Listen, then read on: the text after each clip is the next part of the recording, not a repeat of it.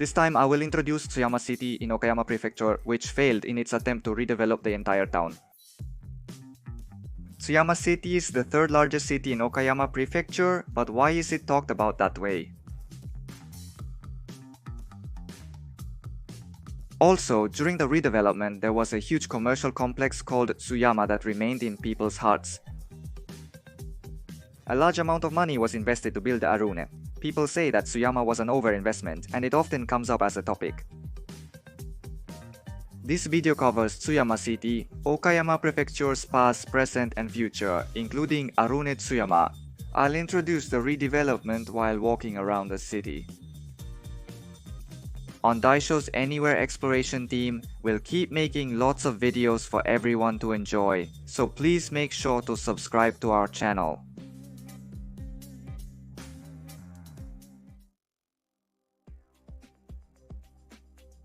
With that said, I've come to Tsuyama City in Okayama Prefecture. Right now it's showing. The place is right next to Tsuyama, and its two shopping streets called Tsuyama Gintengai and Moto Omachi Shopping Street.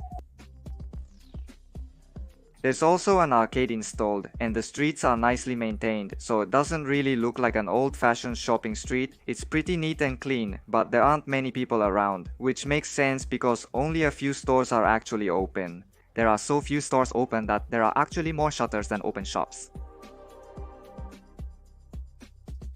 Tsuyama City, hometown of the comedian Westland, has a large display honoring their championship victory in the local area. A banner was hung above the vacant stores in the shopping district. The government is aiming to revitalize the central areas of regional cities through Central City Area Revitalization. When the policy started, in Tsuyama City, there were 500 since 1988, right in the middle of the bubble era. With the concept of creating a core city, the project moved forward. It's a compact city policy that aims to concentrate urban functions in the city center. Specifically, the Minami-Niza and Fukuyamachi districts are centered around high-rise residential buildings equipped with urban-style senior citizen exchange facilities and heated pools. And this time, we'll mainly focus on Netsuyama, which has a large-scale commercial complex. The areas were split into the central outer district and other sections for redevelopment. These districts are connected by pedestrian decks. Tsuyama City was quick to start the project. Because of this, it attracted attention from all over Japan and was even called a pioneer of compact city policies. But at the time, it was extremely popular. As you can see from this current video of the center of Tsuyama City, it's hard to say that Tsuyama City has succeeded in its compact city policy.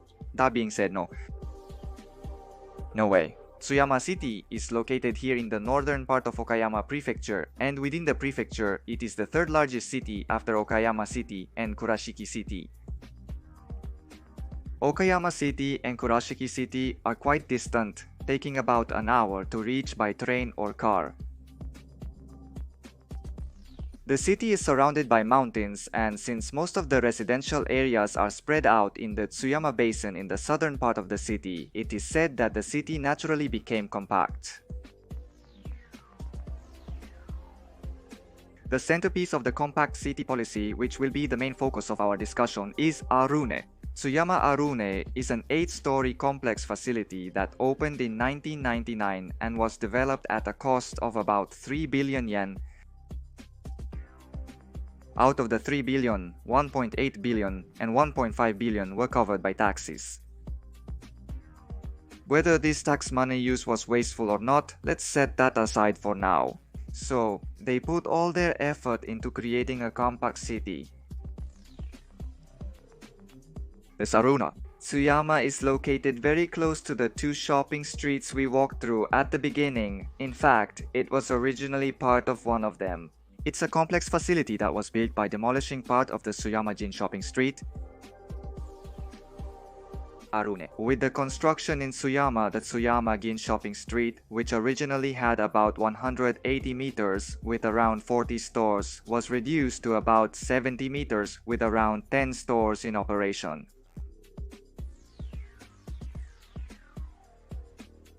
When you look at it from a distance, you can see that it's an incredibly huge facility. For now, I think everyone is curious about what it's like inside, so I'll go in and take a look. As soon as you enter, you're greeted by a 3-story open atrium. This facility was designed extravagantly and luxuriously as it was planned and built during the bubble era. There are 2 unusual things in this entrance.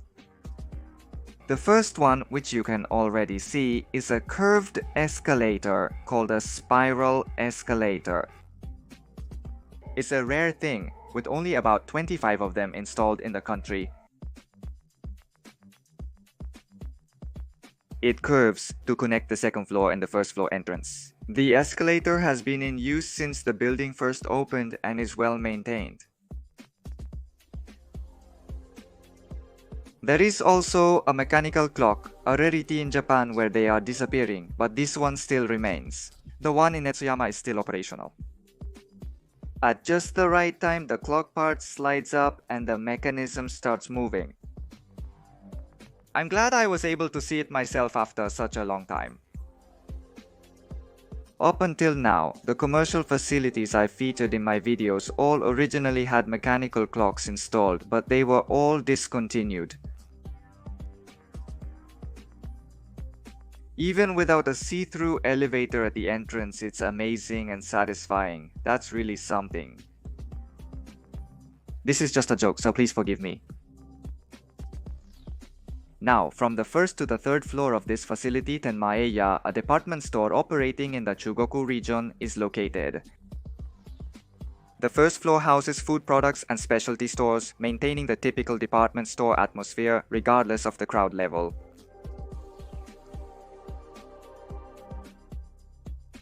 The second floor also has the typical department store feel, with many apparel-related shops. I'm curious about how much apparel-related stores are actually increasing their sales in local department stores and how many people they can attract on weekends. Even when reviewing financial statements, it seems like they're hovering between deficits and surpluses, and when they are in the black, it's usually because of special profits making a big contribution. Honestly, I didn't get the impression that their management situation is stable. By the way, special profits refer to gains that occur temporarily in business management. This refers to profits such as those from selling fixed assets like vehicles or buildings, or gains from receiving insurance payouts. Next, we'll head to the third floor, which is also a Tenmaeya floor but quite different from the others. It gives off the vibe of a local shopping center. First, there's an indoor amusement park for kids and a game center. For those who are kids at heart, I've always admired these kinds of indoor amusement parks. I don't really remember going to them much as a kid, or rather, I'm not even sure if indoor amusement parks for kids were common when I was growing up. I never really understood.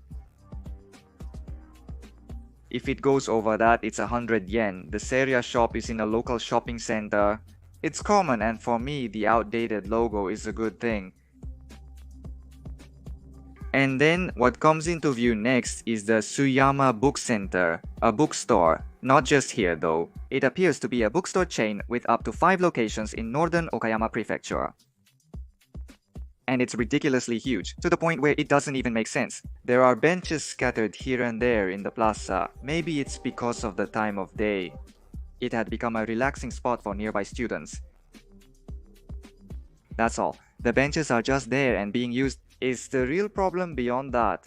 There's a large area that's not being used. It's so big, you can't even see the back. Throughout Tenmaeya, there's been a problem. With the expansion of online sales and environmental changes due to coronavirus disease, 19 major apparel stores and restaurants have withdrawn or closed, and vacant tenants have become more noticeable. So, Tenmaeya decided to consolidate the sales floors from the first to the third floor into just the first and second floors, and as a result, this large vacant area was created here. Some of the spaces have been turned into satellite offices, but the rest are still vacant for tenants. Even though we are trying to attract tenants, there's been no response, at least for now. It seems like things will stay tough like this for about 3 years. The plan is to concentrate urban functions on the floors above the 4th floor. The plans include a library, cultural exhibitions, a presentation hall, and a community center. Some facilities related to Tsuyama City will likely be located here. The 6th and 7th floors will feature the Belfort Theatre. There is a small movie theater and a music hall called Belfort Tsuyama. Especially Belfort Tsuyama has 600 seats. The music hall owns all 3 of the world's top grand pianos. Whether you see this as wasteful or not, there's no doubt that it's an amazing hall. No, there isn't. However, the city's compact city policy did not succeed, and one of the main reasons for that is this Arune. Tsuyama's development often faces criticism. Development. The cost, about 300 yen, was too large for the size of the city. Also, the building was too big to fill with tenants, so rental income did not reach the target. To cover the deficit, additional tax money was invested, but there was no improvement, resulting in a disappointing outcome. The facility's idea was to focus on a music hall. They planned to attract visitors coming for the music hall to the front of the stores, encouraging them to shop before going home. However, to begin with, due to factors like the poor accessibility of Tsuyama City, the music hall itself didn't have a very high usage rate. It seems things didn't go according to plan. In the most recent 2 months that I looked into, the hall was only in use once a month. Moreover, both of them were free events. Even I, who have no connection or ties to Tsuyama City, can't help but worry if things will be alright. There were consecutive deficits in the past. As a result, the city had no choice but to buy part of Net Tsuyama and provide financial support, which led to the then mayor facing heavy criticism and eventually losing his job. In its final report, the City Council's Special Investigative Committee pointed out that it was the result of reckless development beyond their means. If we're going to do it, we might as well do it right. I think they built Netsuzan out of a desire to create a glamorous facility, but as I've said many times, the burden was just too great for the size of the city. Also, the culture of citizens using the train hasn't really taken root. I think that's also having an impact, since people don't go out of their way to use it. Basically, concentrating urban functions in the city center is the idea. You could say it's city planning that assumes people will come to Tsuyama Station by train and then walk here. The railway aspect is by no means weak. There are 3 lines running through here, the Kishisen, Tsuyama-sen, and Inbisen. Tsuyama Station even serves as a terminal station. That being said, currently there's only about 1 train per hour, so it's really not very convenient to use. Okayama Station has just under 50,000 users, Kurashiki Station has just under 30,000, but Tsuyama Station's average daily users is only 1,526. It makes you wonder if it can really be called the 3rd largest city. There used to be express and rapid trains running, but those are gone now.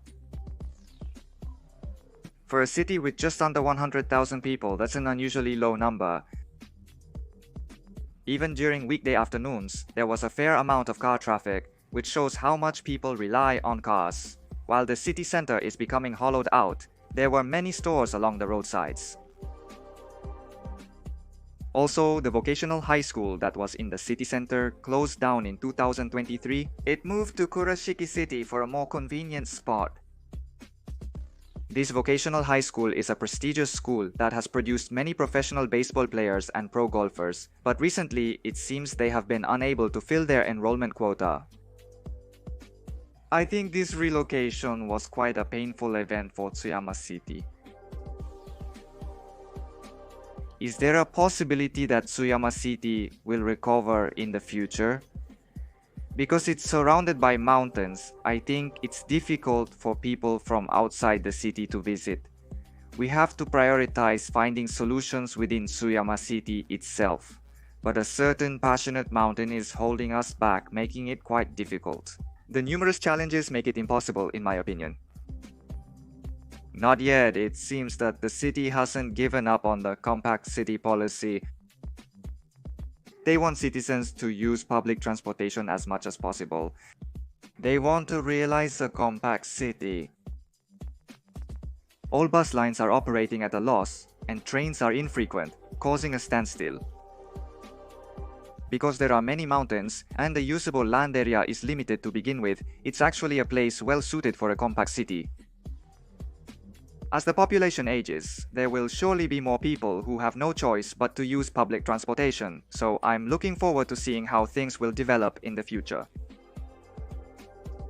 That's all for this video. If you liked this video, please consider subscribing to the channel and giving it a thumbs up. This has been Omatsu's Anywhere Exploration team. See you next time.